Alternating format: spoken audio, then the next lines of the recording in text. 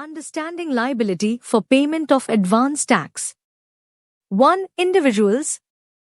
Resident individuals, including salaried employees, freelancers, and self-employed professionals, must pay advance tax if their total tax liability, excluding TDS, exceeds 10,000 rupees in a financial year.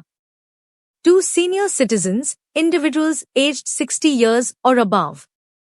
Senior citizens who do not have income from business or profession are exempt from paying advance tax, irrespective of the amount of tax liability.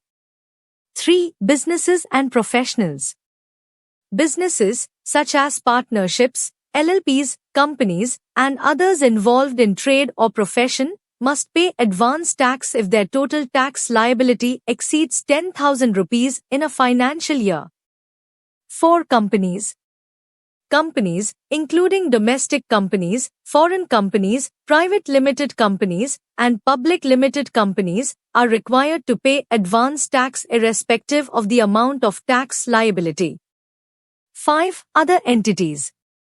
Other entities such as Hindu undivided families, HUFs, trusts, associations of persons, AOPs, and body of individuals, BOIs, are also liable to pay advance tax if their total tax liability exceeds 10,000 rupees in a financial year. 6. Income sources.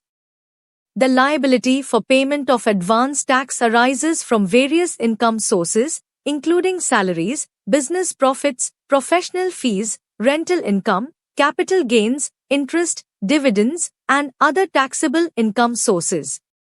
7. Due dates and installments. Tax authorities specify due dates for advance tax payments, typically in quarterly installments throughout the financial year.